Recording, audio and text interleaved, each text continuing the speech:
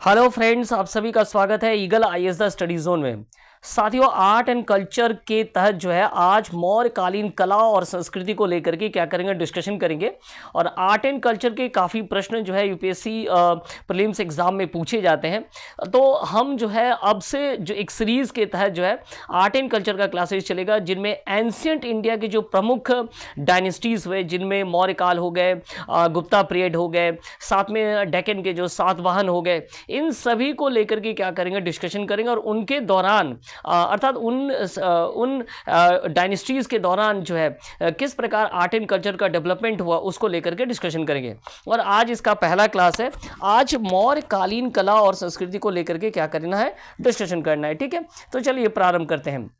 मौर्य काल को लेकर के थोड़ा सा हम लोग जो है आउटलाइन ले लेते हैं। मौर्य काल जो कि चंद्रगुप्त मौर्य के द्वारा जो है प्रारंभ किया गया था, और 322 से लेकर के 185 तक इसके डिफरेंट हमें शासक प्राप्त हुए, जिनमें चंद्रगुप्त मौर्य और अशोक क्या थे, महत्वपूर्ण माने जाते हैं। और इन दोनों के द्वारा ही न केवल प्रशासनिक दृष्टिकोण से डेवलपमेंट किया गया, राज्य का विकास किया गया, बल्कि कला, स्थापत्य कला, वास्तुकला और स्थापत्य कला के क्षेत्र में एक नई दिशा, एक नई प्रभा का क्या किया गया ना, प्रारंभ किया गया। और इस प्रकार इन्होंने जो स्थापत्य कला या वास्तुकला का विकास किया, वो आने वाले समय में जो है शासकों के द्वारा क्या बना ना, एक प्रेरणा स्रोत की तरह कार्य भी किया। क्योंकि आपने देखा कि अशोक के द्वारा जो है अपने राज आदेशों को स्तंभों में या शिलालेखों में लेखन की प्रक्रिया प्रारंभ की गई, और इतिहास में एक बहुत ही अनोखा चीज था। ऐतिहासिक धरोहर के रूप में आज ये बहुत काम आता है। और इसके साथ साथ उनके बाद जितने भी शासक हुए, उन्होंने भी इससे धीरे धीरे अपनाना प्रारंभ कर दिया। तो हम कहेंगे कि मौर्य काल ने न केवल भारत को राष्ट्र की अवधारणा से परिचित करवाया था, बल्कि जो है धीरे धीरे कई कला के क्षेत्र में जो इन्होंने डेवलपमेंट किया था, वो भी बाद में जा करके अनेक शासकों को क्या बन गया था, प्रेरणा स्रोत बना था। ठीक है, चलिए, तो मौर्य काल के दौरान जो कला का डेवलपमेंट हुआ था, उसे दो भागों में बांटा जा सकता है। एक पहला जो मौर्य एम्पायर के द्वारा जो संरक्षित था, जिसे हम क्या कहते हैं ना, दरबारी कला कह रहे हैं, अर्थात शासकों के द्वारा संरक्षित किया गया था, इसे दरबारी कला या राजकीय कला कहा जाता है। दूसरा हम कह सकते हैं कि लोक कला, अर्थात जो व्यक्तिगत प्रयास से प्रारंभित किया गया था। दरबारी कला जैसे किसी शासक के द्वारा, जैसे मान लीजिए अशोक के द्वारा स्तंभ निर्माण की कला को प्रोत्साहित किया गया, शिलालेखों पर जो है लेखन कार्य को प्रोत्साहित किया गया, तो स्तूप बनाने की प्रक्रिया को प्रोत्साहित किया गया। तो जो शासक प्रोत्साहित कर रहे हैं, उसे हम क्या कह रहे हैं ना, दरबारी कला कह रहे हैं। वहीं दरबारी कला को देखते हुए जो लोग जो है, जो जनता है, आम जनता के सामर्थ्य जैसे जो कला का डेवलपमेंट हुआ, उसे हम क्या कहते हैं ना, उसे हम लोक कला कहते हैं। तो दो प्रकार की कलाओं का हमें क्या देखने को मिल रहा है ना, इस काल के दौरान डेवलपमेंट होता हुआ दिख रहा है। चलिए, अब देखेंगे कि दरबारी कला के अंतर्गत क्या क्या आते हैं और लोक कला के अंतर्गत हम किसे रख सकते हैं। तो दरबारी कला या राजकीय कला के अंतर्गत जो है हम रख सकते हैं सबसे पहले तो जो राजमहल है, जो राजमहल का निर्माण किया गया था, वो क्या था ना, वो शासकों के द्वारा स्वयं अपने संरक्षण में उसका विकास किया गया था, तो ये दरबारी कला के अंतर्गत आएगा। इसके अलावा स्तंभों का निर्माण किया गया, ये भी दरबारी कला के अंतर्गत आएगा। स्तूप के निर्माण को जो है डेवलपमेंट, स्तूप के निर्माण को जो है काफी कुछ किया गया, राजकीय संरक्षण प्राप्त था, तो ये भी क्या है ना, राजकीय कला के अंतर्गत आएगा। साथ में शासकों के द्वारा गुहा विहारों को भी क्या किया गया था, बनाया गया था, तो ये भी क्या है, राजकीय कला के अंतर्गत आएगा। वहीं अगर हम लोक कला की बात करें, लोक कला की अगर हम बात किया जाए, तो लोक कला के अंतर्गत क्या आएगा ना, ऑब्वियसली कि मूर्ति कला है ना, पाषाण खंडों को काट करके जो मूर्तियां बनाई जाती थी, उसे मूर्ति कला कहते हैं। तो इन मूर्ति कला का डेवलपमेंट करना, मिट्टियों के द्वारा जो मेन मूर्तियां होती हैं उनका डेवलपमेंट करना, ये प्रतिमाओं का निर्माण करना, ये सभी क्या है ना, ये लोक कला के अंतर्गत आएंगे। और याद रखना है कि प्रत्येक राजवंशों के दौरान ऐसा होता है। ये सिर्फ मौर्य काल की कथा नहीं है या मौर्य काल की घटना नहीं है, जहां हमें दो प्रकार की कलाएं देखने को मिल रही है, एक तो दरबारी कला, दूसरा हो गया लोक कला। तो हर एक डायनेस्टीज में ऐसा देखने को मिलेगा। एक तो क्या होगा, जो राजकीय संरक्षण में ग्रोथ करेगा, ऑब्वियसली ये उसका डेवलपमेंट क्या होगा, ज़्यादा होगा, और बड़े बड़े मंदिरों का निर्माण होगा।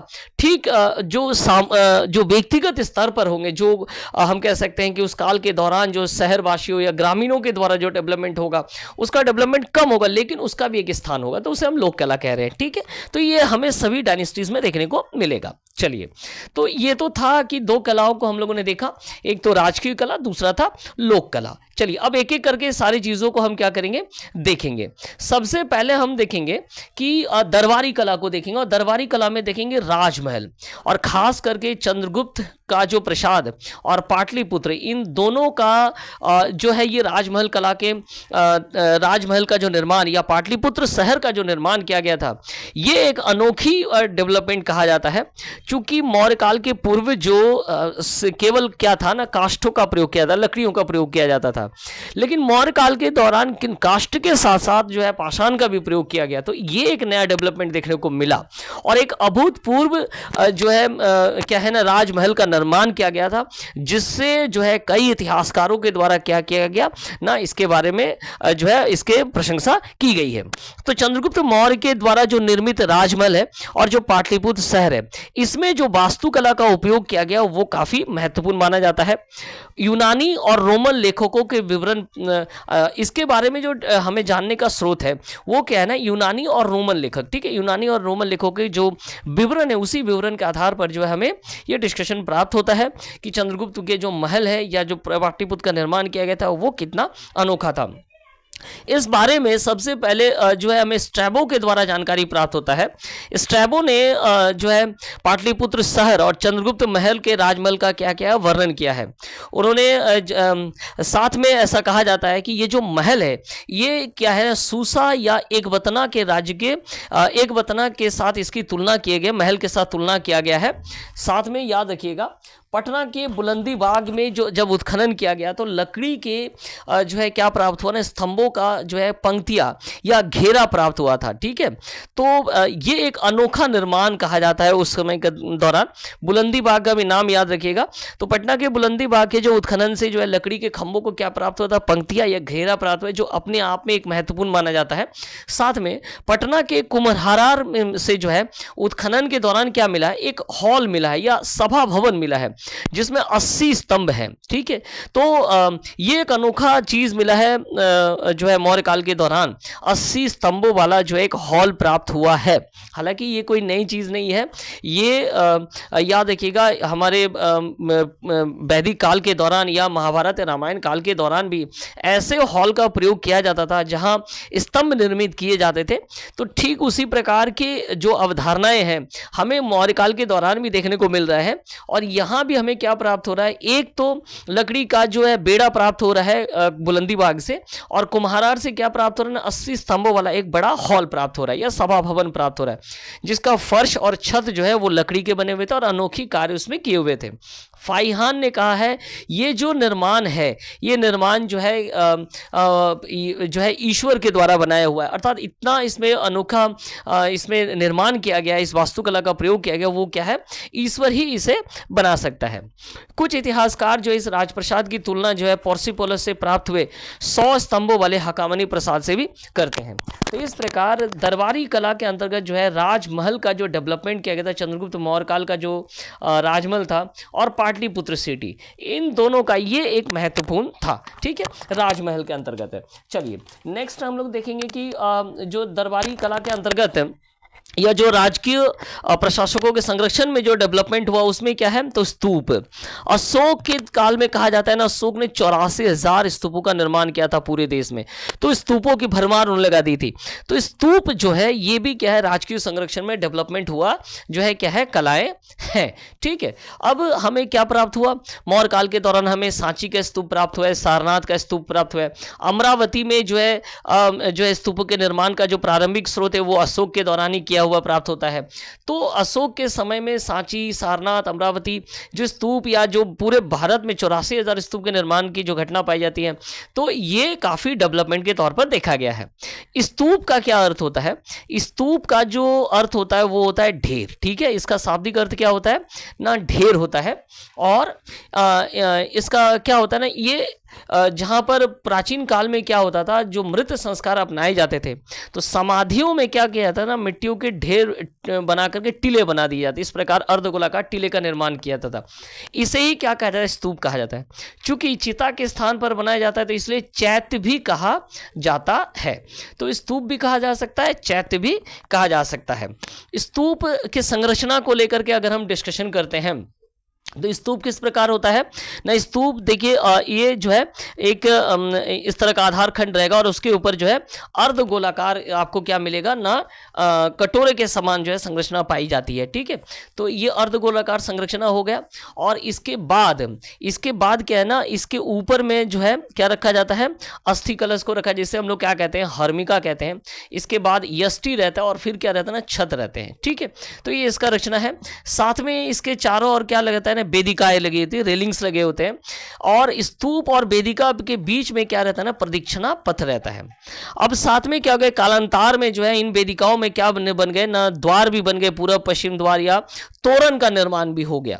तो इस प्रकार स्तूप जो एक अर्ध गोलाकार ढांचा होता है, जो प्राचीन काल में अगर इसका हम संबंध ज्ञात करें तो ये मृत संस्कारों के साथ जो है हमें क्या होता है ना, इसका कनेक्शन मिलता है।